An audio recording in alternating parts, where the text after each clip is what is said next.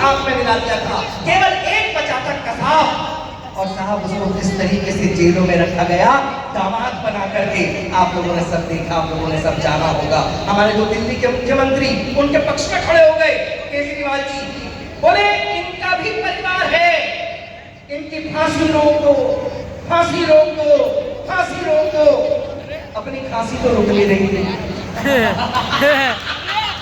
अपनी खांसी तो मैं पंक्ति पढ़ता हूँ, सुनना कि पकड़ पकड़ कर जेल में डाले किस नीति के अंतर्गत, कि पकड़ पकड़ कर जेल में डाले किस नीति के अंतर्गत, हत्यारों की फांसी डाले किस नीति के अंतर्गत, कि हत्यारों की फांसी डाले किस नीति के अंतर्गत। भारत माँ का तन घायल है, जिनके पहने दांतों से उन कुत्तों को घर में पाले किस नीति के अंतर्गत, कुत्तों को घर में पाले किस नीति के अंतर्गत। और साहब चार पंक्तियां और देना चाहता हूं किसी कोर्ट में। कई बार टीका टिप्पणियां की जाती हैं कि यहाँ पर तो ऐसा हो गया, यहाँ पर तो ऐसा हो गया, उत्तर प्रदेश में शासन ये कुशासन है, यहाँ ऐसा है, यहाँ वैसा है। कमल दत्त भाई बैठे हैं, मैं आपकी साक्षी में कहता हूँ, सुनना मेरी बात। इस समय पूरे के पूरे हिंदुस्तान में केवल एक नासूर है, केवल एक नासूर, और वो है जम्मू कश्मीर। आप लोग बहुत अच्छे से जानते होंगे पहलगाम में जो हुआ था, जातियां पूछ पूछ करके हमारे लोगों को मारा गया। तब मैं उसका उपचार आपको बताता हूं, और अगर आप लोगों को उसका उपचार सही लगे तो एक भी व्यक्ति सदन में ऐसा ना हो जिसकी तालियों के हस्ताक्षर मुझ तक ना पहुंचे। हिम्मत कहने की सौरभ करता है इस प्रांतीय मेले से, सुनने की आप लोग करना कि राष्ट्रभक्त के पृष्ठों से तुम नाम भले हटवा देना, कि राष्ट्रभक्त के पृष्ठों से तुम नाम भले हटवा देना, मेरे जिस्म के टुकड़े चीरों कब्बों को बंटवा देना। मैं कहता हूं एक बार, कश्मीर भी दे दो योगी को, आतंकवाद यदि बचे तो मुझको इंचों में कटवा देना।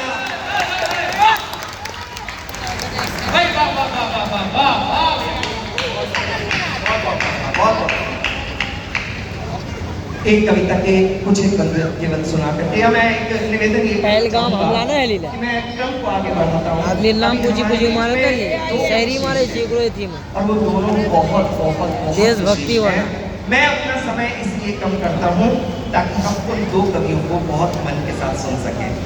एक नाम वो जो आपके अपने शहर का है। इन दिनों पूरे विश्व में कहीं भी हिंदी की बात होती है तो आपके शहर को गौरव देने वाली डॉक्टर अनामिका जयनंबर होती हैं, जो इस मंच पर अभी बैठी है। एक ऐसा नाम संतोष आनंद जी के रूप में मौजूद है जिनको हमें सुनना है, और उसके बाद एक और सरप्राइज नेम दूंगा। आज इस संत, ये जो मंच पर संत बैठे हैं ना, ये कोई धर्मगुरु की हैसियत से हमने इनको नहीं बुलाया। आज हम सबके काव्य पाठ के बाद आदरणीय आचार्य श्री भी काव्य पाठ करेंगे, और ये दावा कर रहा हूं, आज तक जो स्वरूप देखा होगा वो देखा होगा, आज देखने के बाद आप ये कहेंगे कि इस कवि सम्मेलन की सार्थकता ये थी कि हम लोगों ने आचार्य प्रमोद कृष्ण को सुना, उनको लाइव देखा। तो हम लोग आगे बुलाएंगे।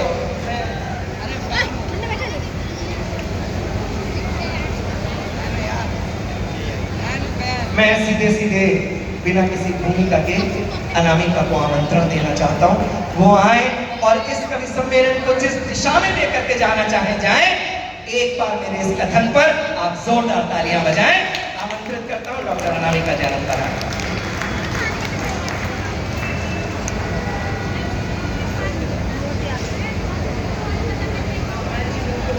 हाँ जी बिल्कुल, पहले मैं तो चालू करी ले। यूपी में बाबा जी माँ शारदे को प्रणाम करती हूँ, आप सबको पुनः प्रणाम करती हूँ, पावन मंच को प्रणाम करती हूँ। आज इस मंच की शोभा बढ़ा रहे हम सबके अनुरोध को स्वीकार कर कल की धाम से ईश्वर गुरुदेव आचार्य प्रमोद कृष्णम जी की उपस्थिति हुई है। मेरा मन है कि उनकी गौरवमयी गरिमामयी उपस्थिति के लिए एक बार जोरदार तालियां हो। मेरे काव्य पाठ में आपकी ये तालियां मेरी सहचर हो। मैं बहुत आभार व्यक्त करती हूँ और बहुत बहुत करती हूँ गीतों के राजकुमार श्रद्धेय श्री संतोष आनंद जी का, जिन्होंने हम सबके अनुरोध को स्वीकार किया। और आप ये देखिए कि इस उम्र में भी कविता के प्रति अनुराग, कवियों को आशीर्वाद देने के कर्तव्य बोध के साथ वो इस मंच पर उपस्थित है। मेरा मन है कि एक बार जोरदार तालियां उनके भी खाते में जाए। बहुत बहुत धन्यवाद। बहुत शानदार संचालन कर रहे हैं आदरणीय सौरभ जैन सुमन जी। मंच पर कमल दत्त भैया की उपस्थिति है। मैं उन्हें किसी और संबोधन से संबोधित नहीं करती हूँ, बड़े भाई हैं, बहुत स्नेह देते हैं। आदरणीय संजय बवाना जी मुझे दिखाई नहीं दे रहे, यदि यहीं कहीं हैं तो मेरा प्रणाम उन तक भी पहुँचे। तमाम चेहरे सब जानकार भी उपस्थित हैं और सब वो लोग उपस्थित हैं जो सुनने आए हैं। आदरणीय रितेश भैया उपस्थित हैं, संजय भैया, अजय भैया, सबको प्रणाम करती हूँ। आइए प्रारंभ करती हूँ। प्रताप फौजदार जी ने आप सबको हंसाया, आप सब तक पहुँचे। मेरी कोई भी बात आपके हृदय के द्वार पर दस्तक दे तो आपकी प्रतिक्रिया मुझ तक जरूर पहुँचे। मुझे जैसे जैसे आदेश दिया गया है, जब मैं आई हूँ तो यूपी में बाबा राम भक्त ही राज करेगा, दिल्ली के सिंहासन पर राम का भारत है, ऐसे गीतों की डिमांड मेरे साथ मुझ तक पहुंची। लेकिन मैं ये चाहती हूँ कि कुछ शायरी, कुछ पंक्तियाँ, कुछ कविता आप तक पहुंचा दूँ। तो गुरुदेव आशीर्वाद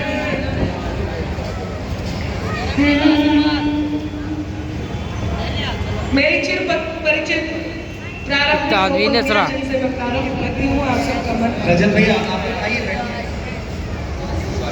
कितने आदमी? वॉल्यूम थोड़ा सा बढ़ा लीजिए। कभी दरिया के भीतर भी समंदर जाग उठता है। आपकी आवाज आती रहे, कोई बात अच्छी लगे तो जरा मुझ तक पहुंचिएगा। कभी दरिया के भीतर भी समंदर जाग उठता है। बाबा मिले सम्मान हीरे का तो पत्थर जाग उठता है। चौथी पंक्ति तक रुकेगा और फिर भरपूर मन चाहिए आपका। मुझे एक बहुत ही प्यारी सी पंक्तियों के लिए आदरणीय कमल दत्त भैया ने आदेशित किया है और बहुत पुरानी पंक्तियां हैं और वो मैं अभिभूत हूँ कि मैं पंक्तियों को जरूर सुनाऊंगी, लेकिन बस इनसे जुड़ जाइए, आप तक पहुंचती हूँ। कि मिले सम्मान हीरे का तो पत्थर जाग उठता है। क्या बात है। मेरा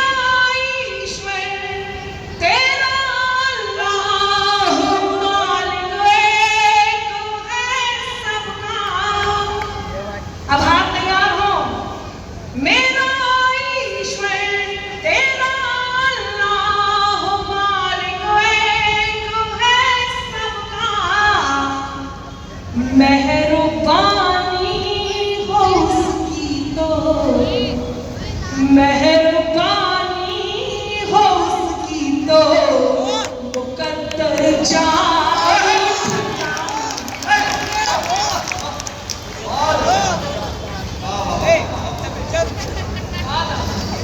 आपने शुरू की 4 पंक्तियों पर ही बंद दे दिया है। जो लोग आ रहे हैं मैं उनका मंच से अभिनंदन करती हूँ, स्वागत करती हूँ और मैं हृदय से आभार इसलिए भी व्यक्त करती हूँ कि मेरे कार्यकाल के दौरान लोग आए हैं, ये मेरे लिए बड़ा सुखद दृश्य है। आप आइए, आप पधारिए। मैं सुनाती हूँ कि मेहरबानी हो उसकी तो मुकद्दर जाग उठता। आप बढ़िया सुन रहे हैं। एक बात कहती हूँ कि शोर का स्वर सब बन सकते हैं, सरगम होना मुश्किल है। शोर का स्वर सब बन सकते हैं, सरगम होना मुश्किल है। फूल की झुलसी पंखुड़ियों पर शबनम होना मुश्किल है। और गुस्से में यूं उबल रही इस दुनिया को ये समझाओ, खंजर होना बहुत सरल है, मरहम होना मुश्किल। खंजर होना बहुत बहुत सरल है, मरहम होना मुश्किल है। तब मेरी चिर परिचित 4 पंक्तियों से एक और अनुरोध करती हूँ, जरा सुनिए कि मेरे अंदाज को अपना अलग अंदाज दे देना।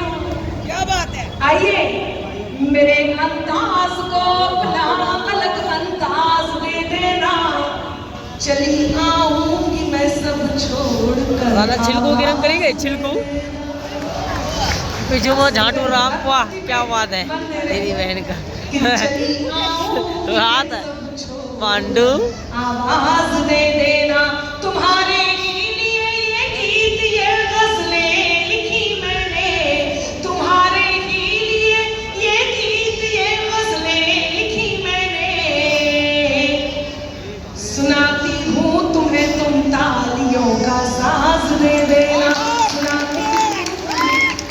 आभार मित्रों, पीछे के कुछ लोग जो खड़े होकर के मुझे मन दे रहे हैं, उनका आभार व्यक्त करती हूँ। और 4 पंक्तियां कहते हैं। लोग मुझसे कई बार कहते हैं, अनामिका आप इतना बढ़िया पढ़ लेते हो, कई बार कटु हो जाते हो, क्या कारण है? आज मैं वैसे बिल्कुल नया लेकर के आई हूँ और नया ही सुनाने का मूड है, लेकिन कुछ डिमांड्स हैं जिन्हें मुझे पूरा करना है, वो बहुत जरूरी है। मुझसे कहते हैं आप कई बार कटु हो जाते हो, क्या कारण है? आचार्य जी की उपस्थिति में कहती हूँ, कारण केवल इतना है कि बात में कुछ बात हो, वो बात होनी चाहिए। बात में कुछ बात हो, वो बात होनी चाहिए। जीत होनी चाहिए या बात होनी चाहिए। और पीठ पीछे कुछ भी कहना तो बहुत आसान है, सामने से कह सको औकात होनी चाहिए।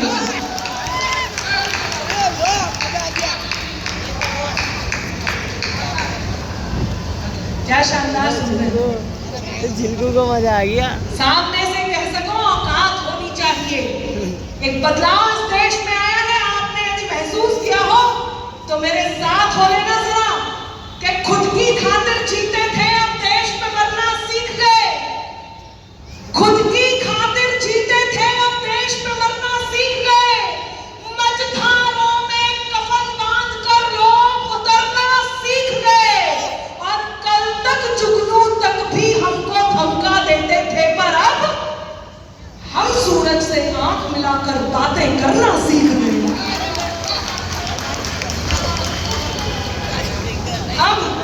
हम सूरज से आंख मिलाकर बातें करना सीख गए। हम सूरज से आंख मिलाकर बातें करना सीख गए। कुछ लोग हैं जो मुझे सलाह भी देते हैं, बस एक बात हमेशा कहती हूँ कि किसी भी बात पर होती शिकायत हो तो कितना दूर छे आमी भरना, यदि सहमत हो तो कि किसी भी बात पर होती शिकायत हो तो हो जाए, जो ठाना है करेंगे हम, हिमाकत हो तो हो जाए। मैं जिस मंच पे होती हूँ, यदि आचार्य जी आपकी उपस्थिति होती हो, जब मैं ये पंक्तियां पढ़ रही होती हूँ, मुझे ऐसा लगता है आप कह रहे हैं कि किसी भी बात पर होती शिकायत हो तो हो जाए, जो ठाना है करेंगे हम, हिमाकत हो तो हो जाए। न गद्दारी नहीं गद्दार अब मंजूर है हमको, सलामत देश हो मेरा, बगावत हो तो हो जाए।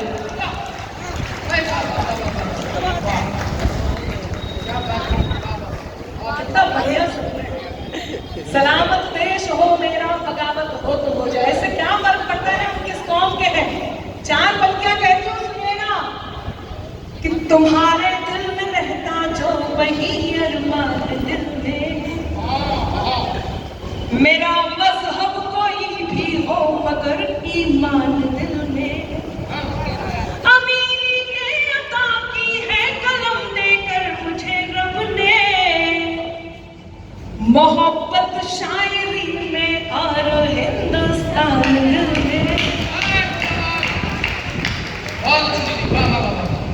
बहुत आभार।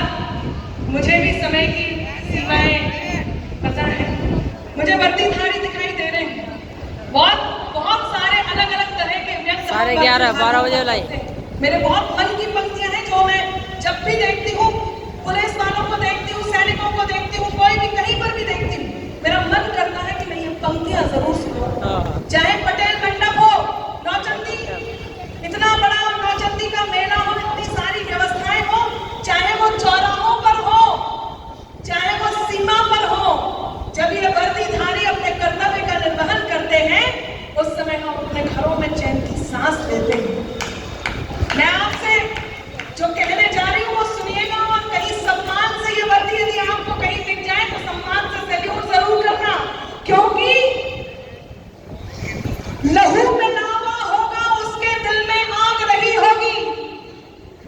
लहू में लावा होगा, उसके दिल में आग रही होगी, लाठी लेकर कहीं जुर्म के पीछे भाग रही होगी, और हम सपनों के रंग महल में चैन से सोए होंगे, पर कहीं अंधेरी रातों में ये वर्दी जाग रही होगी।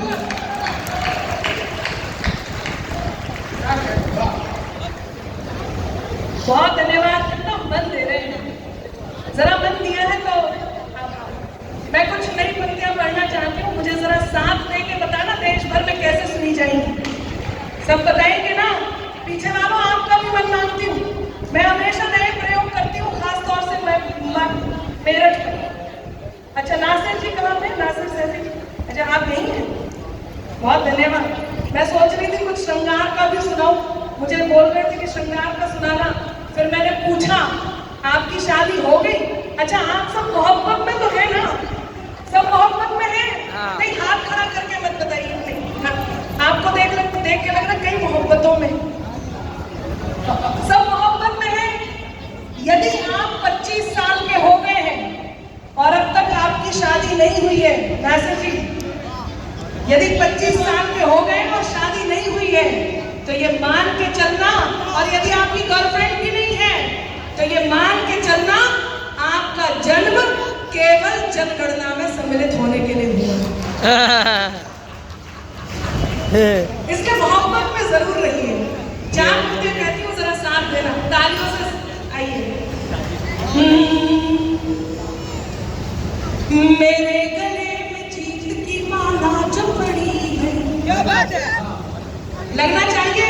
मेरे परिवार के अनामिका नई पंक्तियां सुनाती है तो लोग सुनते कैसे हैं, जरा सुनना। मेरे गले में जीत की माला जो पड़ी है, मेरे तालियों से आइए। मेरे गले में जीत की माला जो पड़ी है, रिदम में 1 1 2 3 4, पीछे बाजू आप भी, अब जरा ताल में।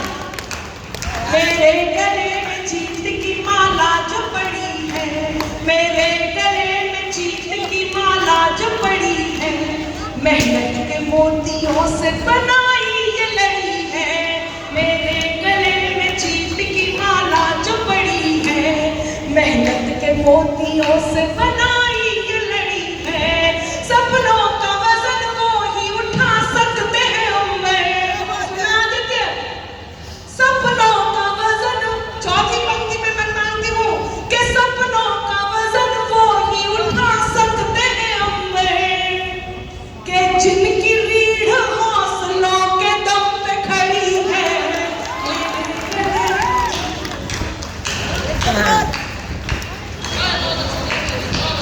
क्या शानदार सुना। जरा एक बार दोनों हाथ उठा करके तालियां बजा दीजिए। सुन रहे हैं भैया, सुन रहे हैं। यदि आपको लगता है आपसे ताकतवर है कोई और वो लगातार छल से बल से आपसे जीत रहा है, तो ध्यान रखना, कहीं ऊपर की दृष्टि से बड़े कवियों से मेरी एक कलम छोटी हो सकती है, लेकिन यदि बात कहीं ठीक ठाक और बड़ी बात कहती हो तो जरा स्नेह देना। सुनिएगा आदरणीय संतोष आनंद जी, सुनिएगा। आप चेक कीजिए। आप तो खैर मैं क्या कहूँ कि यूनिवर्सिटी में अपनी कॉपी रख रही हूँ जिसे चेक किया जाएगा। यूनिवर्सिटी से भी ऊपर कुछ होता तो उसमें अपनी कॉपी रख रही हूँ। सुनिएगा। मत सोचना इस बात का हिसाब नहीं है। कोई बहुत ताकतवर यदि आपको छल बल से परेशान करे तो ये कह देना, मत सोचना इस बात का हिसाब नहीं है, मत सोचना इस बात का हिसाब नहीं है। तुम जैसा किसी और का रुआब नहीं है, मत सोचना इस बात का हिसाब नहीं है। तुम जैसा किसी और का रुआब नहीं है, माना मुकाबला नहीं है छल का तुम्हारे।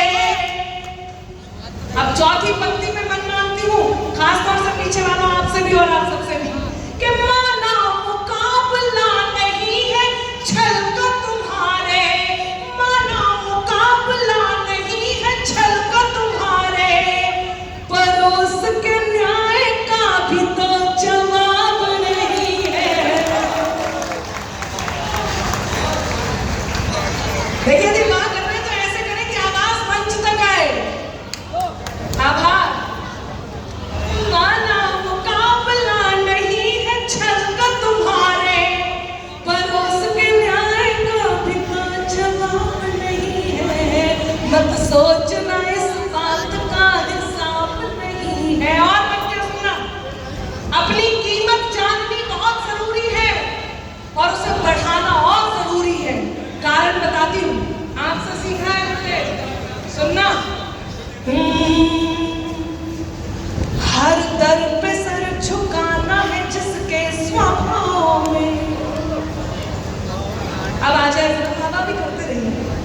कि हर दर पे सर झुकाना है जिसके स्वभाव में, भटका है सदा रख के पाँव